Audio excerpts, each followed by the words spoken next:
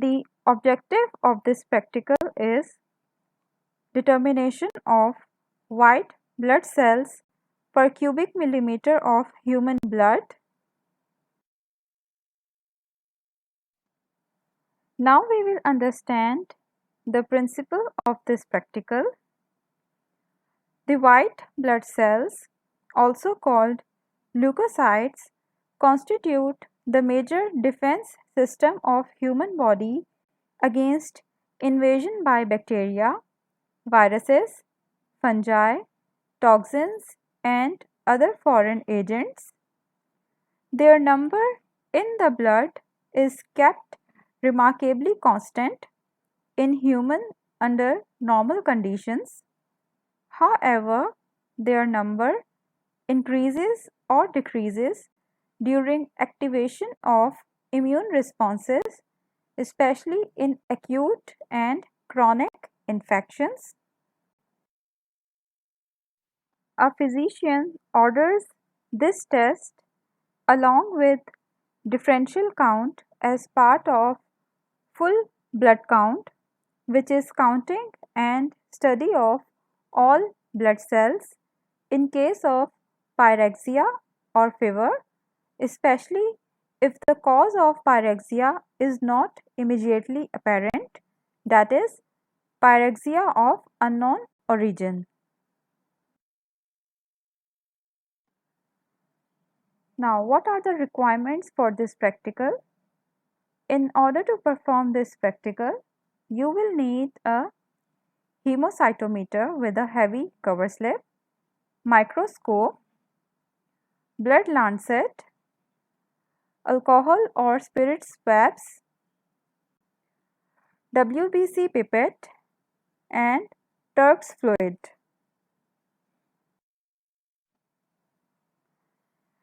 This is how a WBC pipette looks. It has a white bead inside the bulb. A WBC pipette has three markings. One is 0.5, which is present in the middle of the stem. Second is 1, which is present at the junction between stem and bulb. And third is 11, which is present above the bulb. This is the composition of Turk's fluid. It contains 4 ml glacial acetic acid. This acid causes hemolysis, that is, it destroys red blood cells but not white blood cells. Second is gentian violet. It stains the nuclei of white blood cells. And third is distilled water. Now we will understand the principle of hemocytometer. The hemocytometer or counting chamber is a single solid heavy glass slide. Extending across its middle third are three narrow parallel platforms or pillars that are separated from each other by shallow gutters or trenches. The central platform or floor piece is lower than the other platforms. It is divided into two equal parts by a short transverse gutter or trench. The lateral platforms can support the cover slip. Now, look at this figure. This is how a hemocytometer looks. As I have mentioned earlier that there are three narrow parallel platforms in a hemocytometer. These two are lateral platforms and this is the central platform or floor piece. This central platform is divided into two equal parts as you can see here. These lateral platforms, they can support the cover slip. This is the cover slip. Now look at this side. This is the side view of a hemocytometer. These two are lateral platforms that are supporting this cover slip, and this is the central platform or floor piece. As you can see, when the cover slip is placed in position, a space is present between the upper surface of the floor piece and the under surface of the cover slip. This space is about 0.1 millimeter. The hemocytometer, which is commonly used, has improved Neubauer's ruling. This is what improved Neubauer's counting grid area looks like. These counting grid areas are present on the central platform of hemocytometer. Each side of this counting grid is 3 millimeter wide and 3 millimeter long. The counting grid is divided into 9 squares, as you can see here. The area of this counting grid is 9 millimeter square. It means the area of each square is 1 millimeter square. These 4 corner groups are used for counting white blood cells. They are each divided by single lines into 16 smaller squares. This central square is divided into 25 squares, each of which is separated from other squares by double lines called tram lines or triple lines in some chambers. These double or triple lines extend in all directions, as you can see here. Each of these 25 squares is further divided into 16 smallest squares by single lines. These are the smallest squares on the grid. These 4 corner groups and this central group are used for counting red blood cells. Now we will understand the procedure of charging hemocytometer. First, place the hemocytometer on the level surface with a white blank sheet under it. Then put a heavy cover slip on the pillars and center it. After the blood has been well mixed with the diluent, clean the pipette tip and quickly place it on the floor piece. Make sure the pipette tip is touching only the edge of the cover slip. Then allow the diluted blood to flow evenly and slowly by capillary action under the cover slip. Then lift the pipette as soon as the floor piece is covered with the diluted blood. Do not allow any blood to overflow into the trenches because it will lift the cover slip up and give false high covered counts. If this happens, clean the hemocytometer and the cover slip and recharge the chamber. What is the procedure of this practical? First, get a finger pricked under aseptic conditions. Wipe the first drop of blood and allow a good sized blood drop to form. Then place the tip of a clean and dry WBC pipette at the edge of the blood drop. Then suck the mouthpiece of WBC pipette and draw the blood up to 0.5 mark. Then suck Turk's solution up to the mark 11 and mix the contents of bulb thoroughly for 3 to 4 minutes. Then discard the first 2 drops of fluid and charge the hemocytometer with the diluted blood. Ensure that there is no overflow of blood and there is no air bubble under the cover slip. Then allow the cells to settle down for 3 to 4 minutes. Then place the chamber under the microscope. Then set a combination of condenser position and diaphragm size for optimal illumination. Under low magnification, focus the grid lines and leukocytes.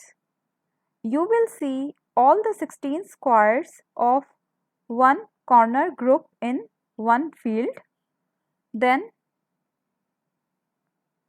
you will observe that under low magnification, the white blood cells appear to be round, shiny and dark dots.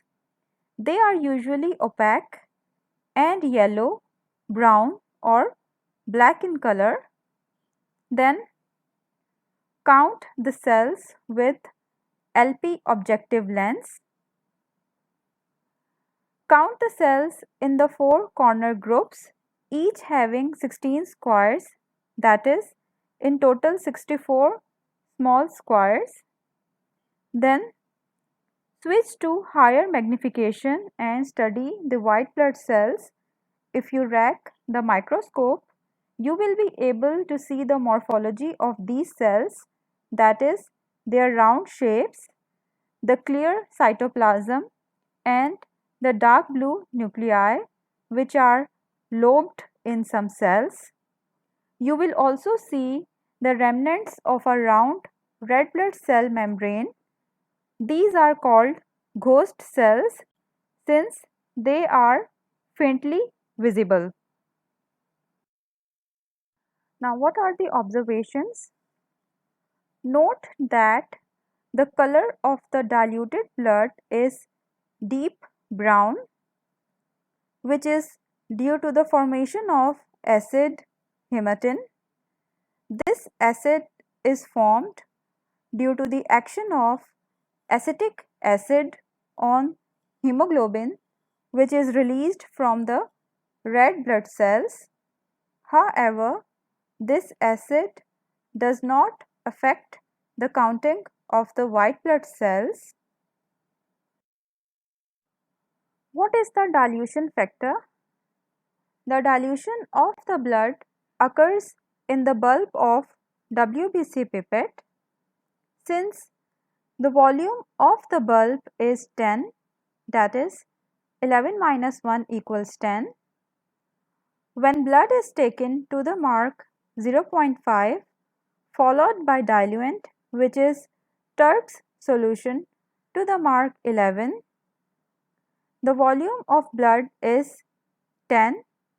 It means 10 parts of diluted blood contains 0.5 part blood and 9.5 parts of TURBS solution. This gives a dilution of 1 in 20 or 20 times the dilution factor being 20. Now we will understand the calculations for white blood cells counting. We know that the white blood cells are counted in 4 corner groups, each of which is divided into 16 small squares. It means the white blood cells are counted in 64 small squares. Each side of one square is 1 by 4 millimeter. So, area of each square is 1 by 16 millimeter square. The depth of each square is 1 by 10 millimeter. So, the volume of each square is 1 by 160 millimeter cube.